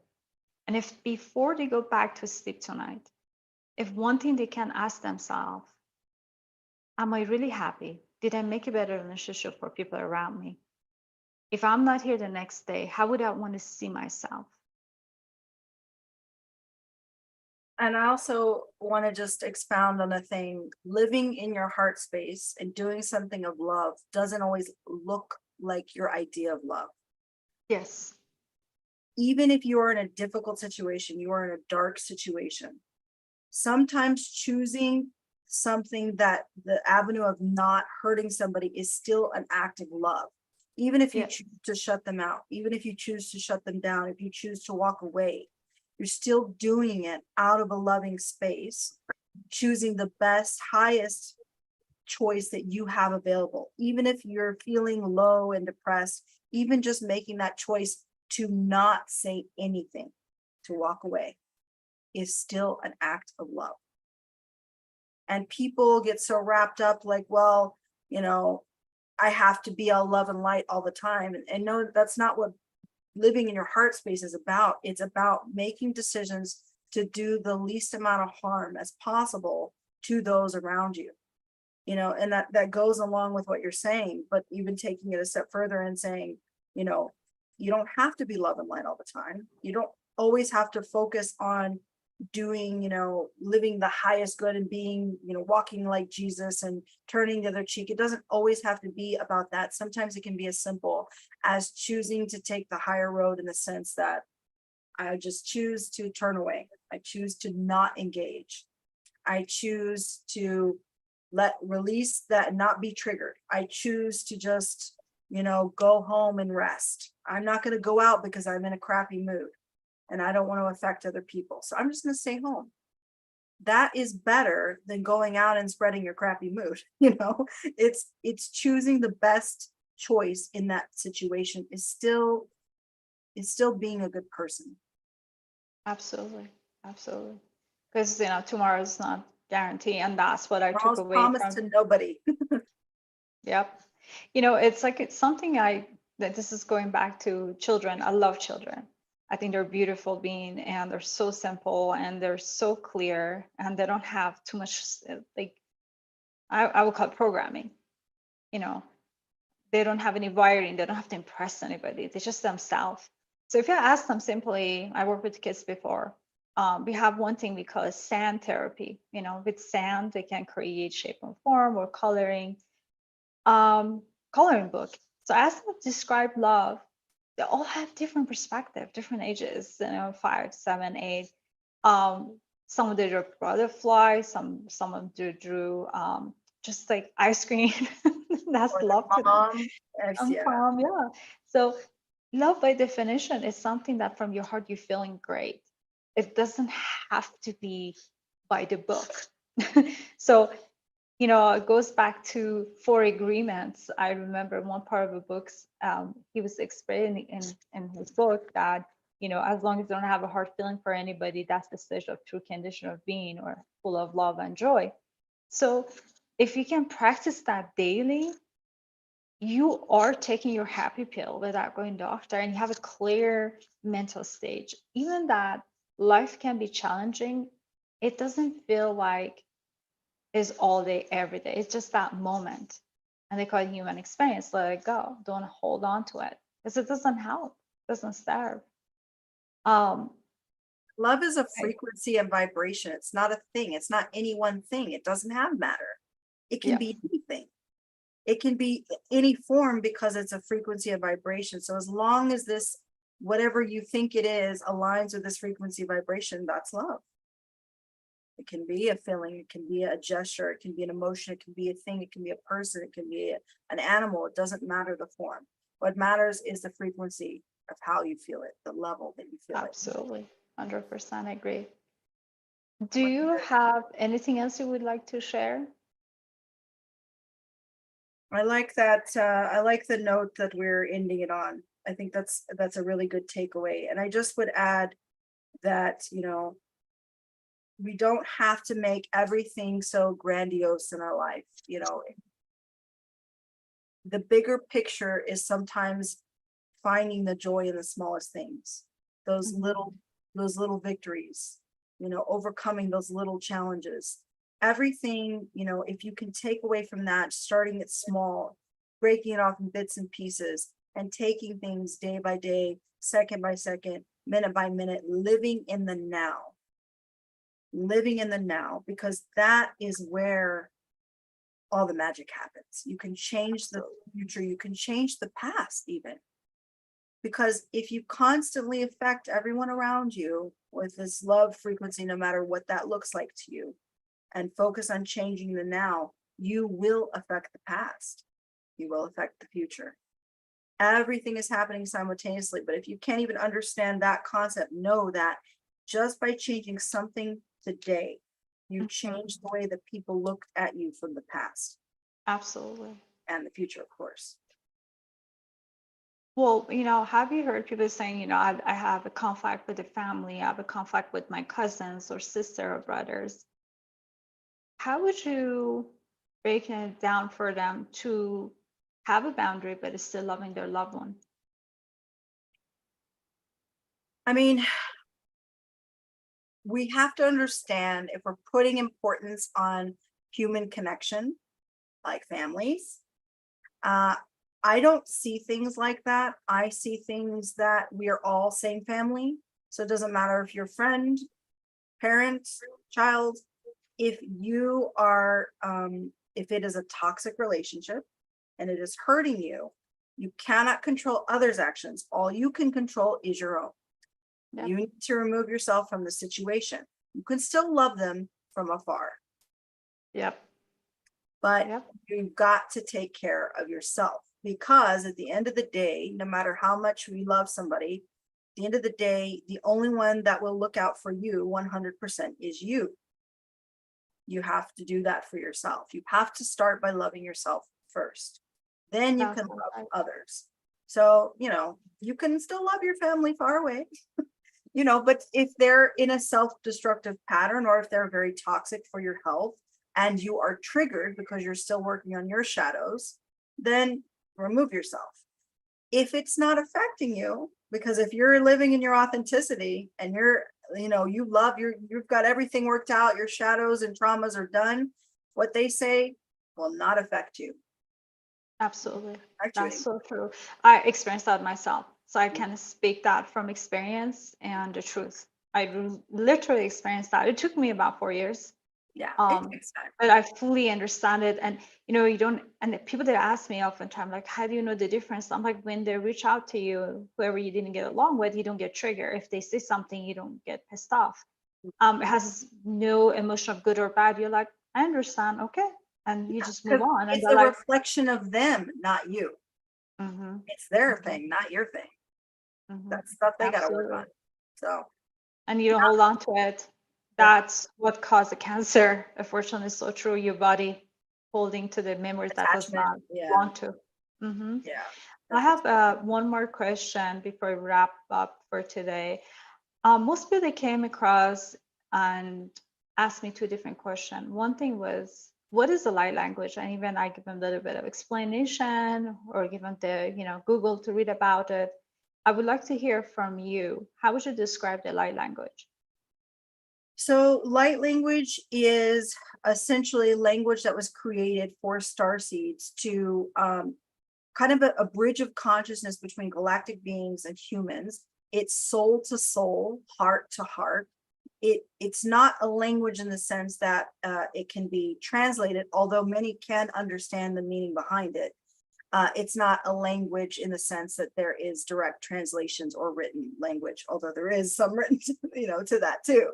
But essentially, the most basic description is it is a soul language from heart to heart that conveys a coding that your heart and your soul understands, that is just at the frequency of love.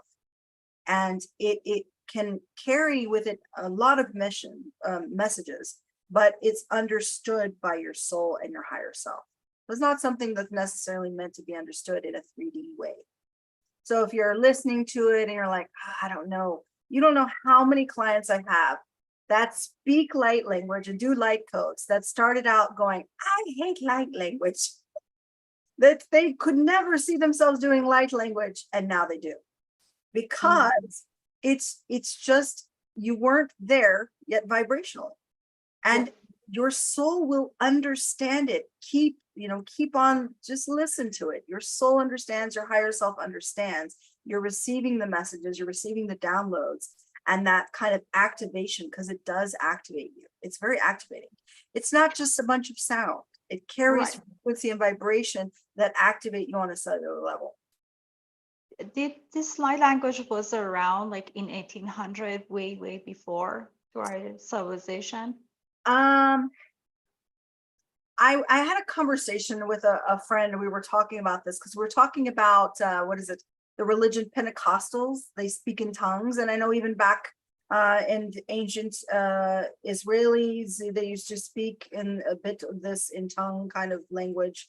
I think even before that, probably there's something else I'm thinking about that happened in the 1800s that women used to do. They called it going into hysterics back there. But anyways, I think that all of this is just a download of spirit. I mean, that's what light language is. It's you connecting to your higher self.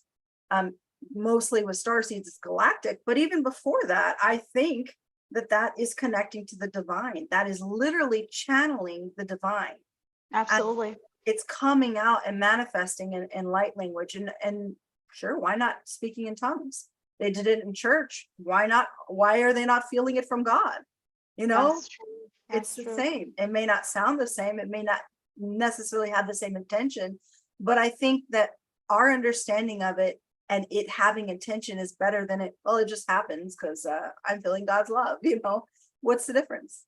And if somebody doesn't feel anything or activate anything in them, I have actually witnessed that a couple times myself, and I did it. They didn't feel anything. That they said, "I don't see you feel anything." This is something to do with their individual balance of their internal. The chakra is not clear, or they're not open their veil to the possibility Well, they might to have hear physical something new. blockages. So that could be a multitude of things. It could be physical blockages, it could be mental blockages, it could be societal shadow work, trauma work that needs to be done. There's two types of people. There's the people that don't feel anything, then there's the people that are repelled by it. And then they get angry, they feel some kind because that's the shadow and the trauma that's surfacing to because it has to come out first. That has to be removed. That density has to be removed so that you can receive that light language. It's light, so it's not dense. Then the other person who doesn't feel anything probably has some sort of blockages. That also could be shadows, it could be trauma, or it could be physical blockages, like your pineal gland is calcified. That is a very, very big thing. If your pineal gland is not receiving, it's a receptor, it's an antenna. If it's not operating, you're not receiving. There's no picture. You're watching a TV station that just has snow. There's no picture. And what's the positive from light language to receive or knowing? There's a lot of things. It could be downloads, it could be activations, it can be a raising of your frequency vibration, overwhelming enveloping of light. It could give you connection to source, connection to your higher self. It could give you connection to your guides, connection to extra dimensionals or intergalactic beings. It can instill and erase and clear any kind of dense energy as long as it's not too dense. It can remove layers of density and lift you up. I mean, that's why it's called. Have you experienced that with your light language with any of your client physically, if they have any type of pain to be removed? Yeah, sometimes, especially during the global meditations, when we do intense Kundalini work, that causes physical pain sometimes because there's blockages. I've had clients during the first beginning stages of the global meditations, I saved all of them, actually screenshotted them. Clients talking about they started coughing and choking as energy was coming up. Even clients that had their children with them, and the children started coughing, this negative, dense energy coming up, or they start having pain in their lower back at the beginning and then towards the end it's gone, or they have pain prior, then after the meditation it's completely gone. So absolutely, it is by raising your frequency and vibration, you automatically get rid of the physical stuff, because the physical is just a physical manifestation of the spiritual issues. So illness is just physical manifestation of spiritual issues. So it's removing that. When did you start your activation of light language? How long it has been? Did you have this since birth? Yeah, well, I wasn't speaking since birth, but since very young, definitely. Always speaking in tongues is what they would say, but it wasn't speaking in tongues. We know that now, but yeah, it's always been a thing. I've always actually had trouble Even though I speak multiple human languages, I've had trouble with English. I have this thing where I switch words around when I'm speaking, like even the beginning part of the word with the ending part of the next word. So I would make up words, I'd be speaking, and I have always had trouble with human languages. So yeah. So and Very familiar. yeah, and I grew up in a trilingual house. So that also, so always I've been speaking multiple languages and talking to animals. I have very strange talents. I can make the noises of a lot of animals, like wild animals. So when I was a Your kid, cat noise. no, I mean, I'm serious. Like zebras, I can make like 17 breeds of different dogs, monkeys, you name it. I literally can make the noise to the point where if I do it in the wild or at the zoo, they will talk back. So, Mhm. so I've done that since I was a kid. It's interesting you're saying all this, because I want to say it happened before. This is recent for me. It happened once about before shutdown, before COVID happened. I was taking care of my client. He has twin sons, and they had ADD, and they had a dog, and I knew the dog has a cancer. I could hear it. And I told her, she was like, no way you knew that. I'm like, literally, I heard that. So that was the first time happened. But then turn off somehow, now this back on. I keep hearing things and feeling things. Literally, one of my family member, they had a dog. We visit them, and it was like, gosh, like a month ago. I touched the dog. I knew this dog is not gonna stay. And they went through all the treatment and the cost, end up putting him down. And not all animals, but some. I don't make noise like you do, so I'm not gonna say that. However, I do feel and hear them. And also because the vibration change, I have the ability to see which part is matrix, like they're not real, they're computer generated, and which one is real. And also I have the ability to see the rocks and trees different. Human figure, looks, even cloud. And Native American used to do that. And also what I realized, people, they took a type of like ceremony retreat like ayahuasca or mushroom to their hallucination or trip moment. They had the ability to see it, but I don't take any of that. And I had the ability to see it. Literally happened beginning of this year. And I could feel and connect with every leaves and trees, almost like they're hugging me. Mhm. And every part of them, it goes internal. And almost, when we do light language, I don't know if you feel that, but I do. Like something is like releasing, almost like tingly feeling behind my spine, my back, my shoulder. And I get that from also nature Yeah. constantly. Well, what I'm doing in the meditations is literally creating portals over the earth. So yeah, I'm definitely releasing energy for sure. I mean, because it's creating big things that create nucleus, that create bring down codes from the central sun. So literally, that's what I'm creating with my grid work and light language. So, and what we all are doing the meditation. So we're definitely putting out energy. We have to. It's a frequency vibration. So of course it's energy. But for sure, just connecting to nature. I mean, when we cross over into the fourth density, meaning the collective, now you start to see kind of the fabric of time and space. You start to Yep. see the simulation for what it is, because Yeah. it's a simulation. I'm not talking about the matrix. Those are different. The glitches in the matrix was back in 3D. Yeah, you can start to see that. That's different. I'm talking about the simulation, whereas we're creating our reality and things don't behave the same way anymore. Trees, plants, animals, wildlife. When you saw the videos on my Instagram with the wildlife would just come up to me, and like tons of wildlife. They don't do that. They don't act like that normally.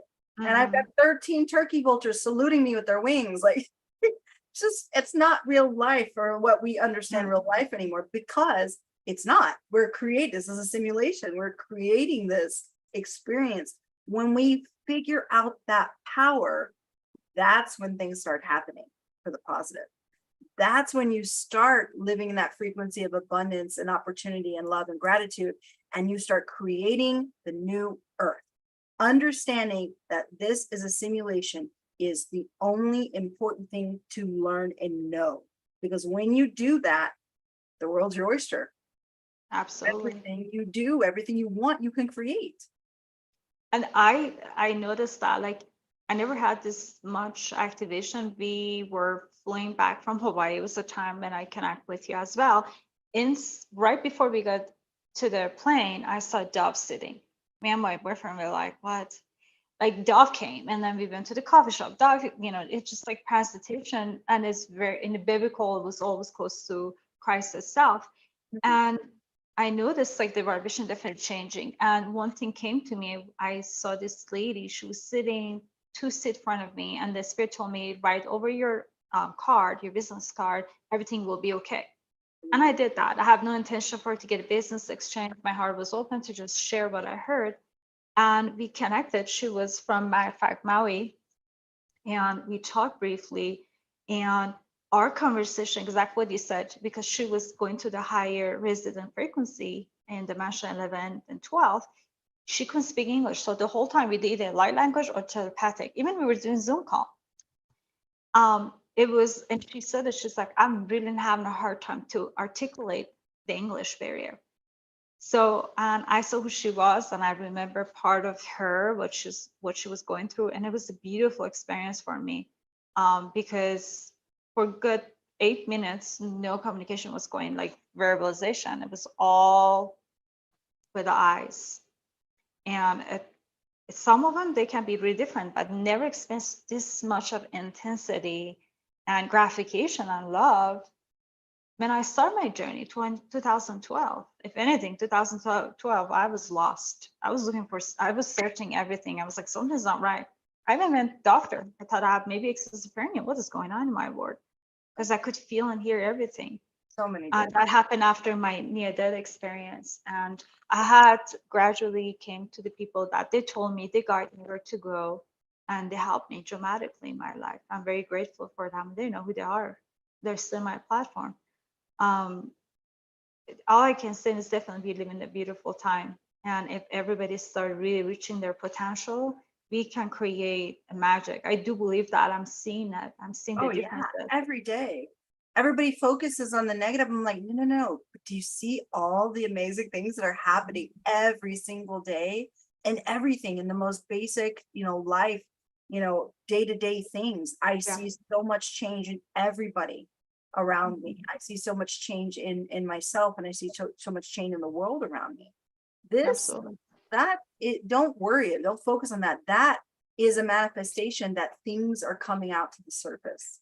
Right. There's no more deep, dark, hidden anything. It's all going to come out, just like a wound. The pus has got to come out, and then so it can heal.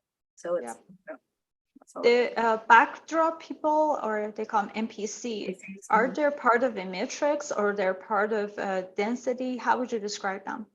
Yeah, they are part of we'll say part of the simulation now. They were part of the matrix in NPCs. They are backdrop people. I don't see them as much now, but you could kind of think of them like the people that drive on the road that irritate you. I always like to say that those are usually the NPCs, the backdrop people, because there's the interaction you're creating or that you're having is all of your creations. It's part of that simulation aspect. I have a 2 example of it. One, they're flaking.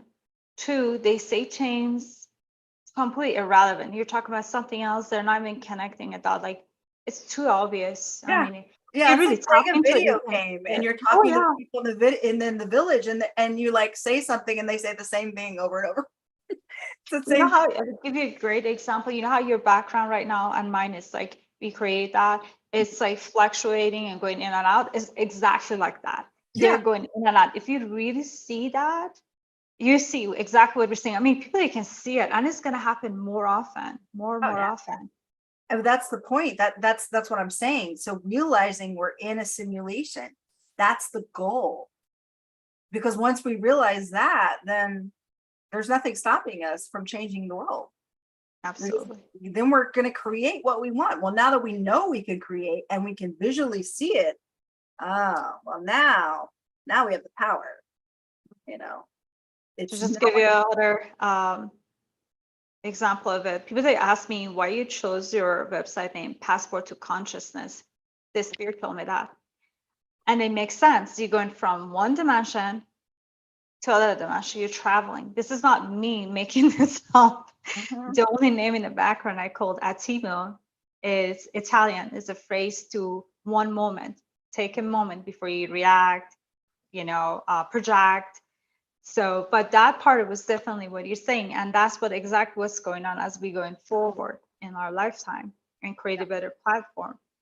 I've been talking about platform, as you already know about what happened in Hawaii. Do you mind if we do the light language, individual and prayer together for collective? Yeah, absolutely. I don't mind doing that. Go ahead. Yeah. Are you going to join in with me? Yes. Okay. Let me see. Tunai kosainu matai kuna tunai tusaina. Tumainu tumai kina tasaina. Tukai sanu matai. Lumiaina kusinaina. Tisuana. Tisuana tsinata. Tumaina.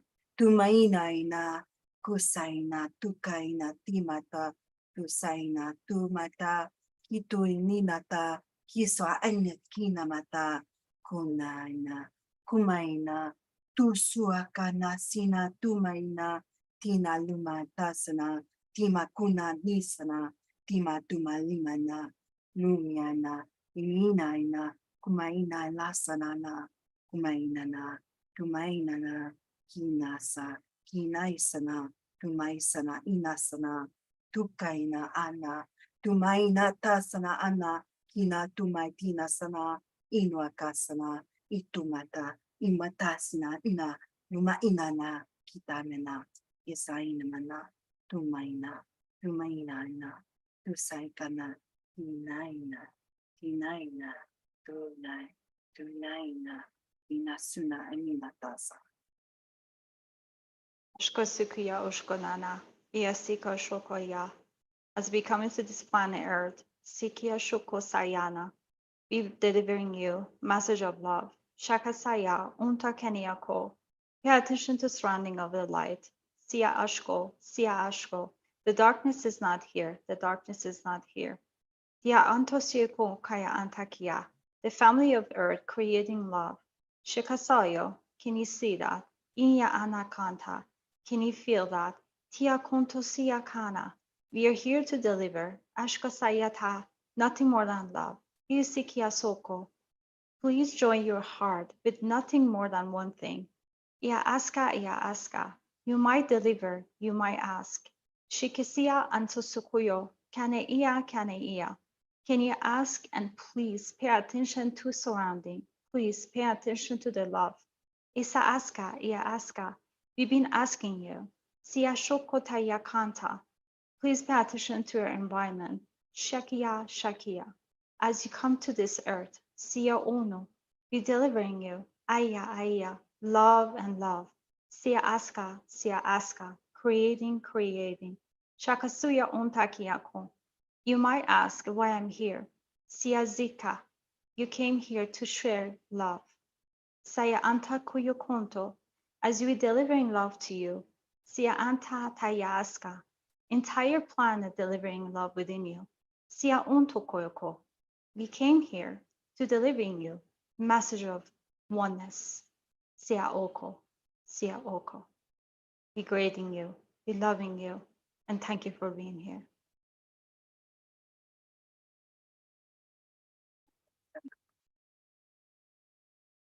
What I was sending, what was coming up for me, is that Mother Gaia is always still here, no matter the hurts.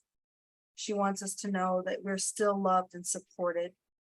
We will rebuild, we will heal, we will bring strength together. We are stronger together, and we must bring and live from the love chakra, from the heart chakra, full of the love frequency, staying in a frequency of gratitude, even in this time. Gratitude for life, gratitude for existence, gratitude for the journey and spiritual growth, because all of that together, combined with the love that we have for each other, is what's going to get everybody through this. Unutosina kasina manatasa, inatasana inata. And we're healing the inner child of Mother Gaia right now. Utosina akina tumata, tikunata sana ati tumainata, titunata manta, kinotimata munumanata. Kisa atumasi unatana, kina tima tima. And just sending love, frequency, healing vibrational, and opening up a portal of love, a portal of healing energy. Utusama kinatasana inatumata. Do not let others remove us from this love frequency. Do not let others remove us from this healing frequency. Utuma tinatasana inamata kunatasa inukursama inamatasa ikunata tinamutuma tinata tisa akana kisa anatasa namata.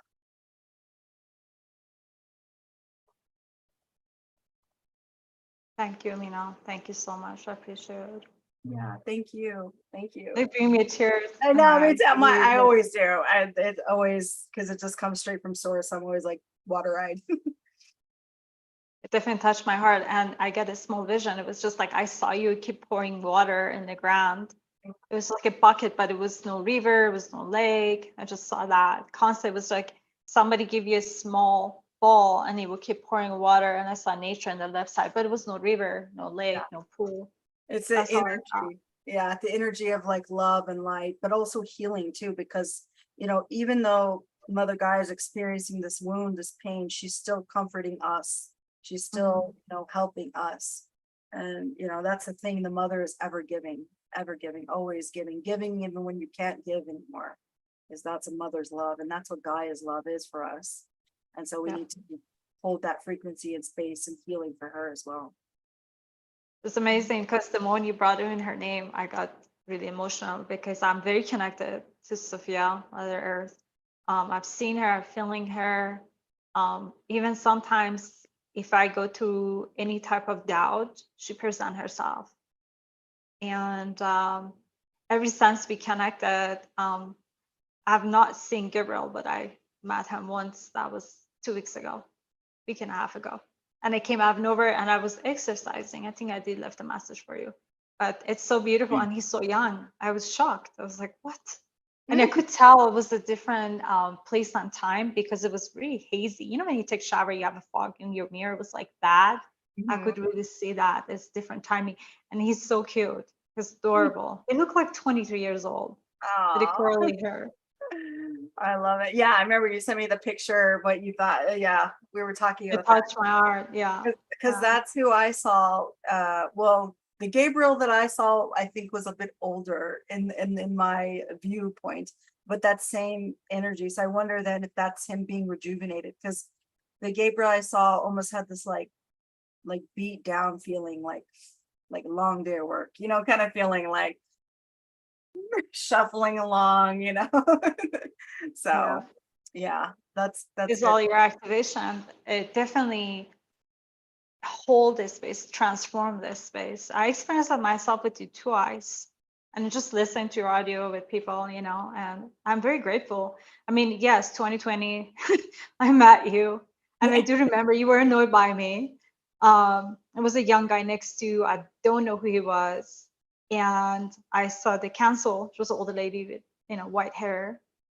She told me, she's like, you're gonna remember your family, but I didn't understand that fully. I said I did, that's a lie. But now I do. But if anybody told me, oh, you're gonna meet her, I'm like, what are you talking about? It really happened. I mean, the same look. And I was Googling the whole night to get my vision right. And if I was a great artist, I probably could have drawn it, I would do it, but I couldn't. So for all expense you share, I'm so grateful. Thank you so much for your time. I know you're really busy. Thank you for sharing space with me. I really appreciate you. And if you have any classes coming, any type of training, can you please give us the date and the time?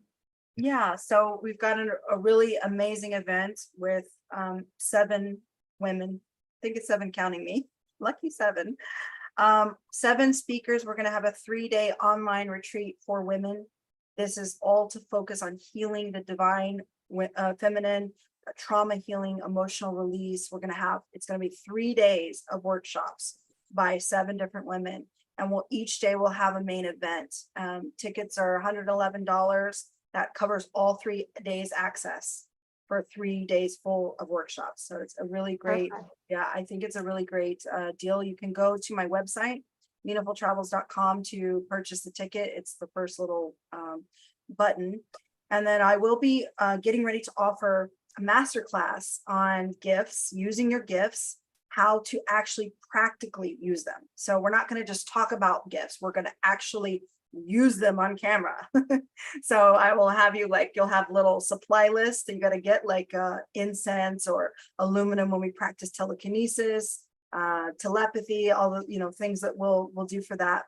And so I'll be announcing that probably in around 3 weeks. And then I'll be doing a master class after that to how to start your spiritual business, how to take it to the next level, and why it's not, working, or what you need to do to make it work. Perfect. Thank you so much. I appreciate it. And Yeah. if anybody want to get any type of help for PTSD or vision, light language, or anything, my website is there. It's atimo.life, LIFE. And I would be more than help in here for anybody who might need me. But again, I really appreciate your time and all the information you're sharing. It's really rich. And I'm still learning. I'm still in my journey learning. And I'm very grateful that I met you after 2020 in real life in here. So thank you so much again. And if anybody has a slightly doubt, all they have to do is just look in your eyes. It speaks for itself. And please, anybody is watching, stop judging and calculating, and understand everybody have their own journey. Everybody's different. We're all different, but we have the same thing in mind. We have the same mission to lift each other upward, not down. We all want happiness, and whatever that looks like for each person. So if we know that we all have that common goal and we all want love, then we've already done half the battle. We're not separate. We're unified. We can Absolutely. Absolutely. Thank you again. Well, I send you a best of love and prayer to all our family from here, Hawaii, any state, any country, irrelevant. And wish you a beautiful day, beautiful week, and looking forward to speak with you more and more. Thank you again. Sounds good. Thank you. Much love. Have a great day, Mina. You too. See you.